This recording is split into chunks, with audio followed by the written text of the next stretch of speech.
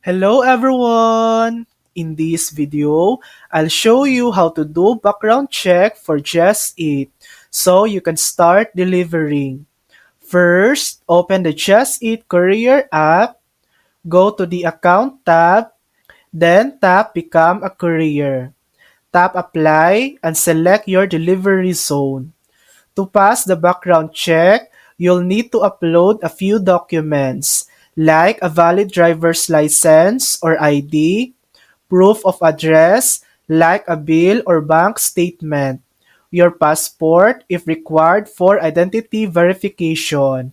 Once you've uploaded everything, Just It will review your documents. The background check can take a couple of weeks to process. If you're approved, you'll get an email confirmation and then you can start accepting deliveries.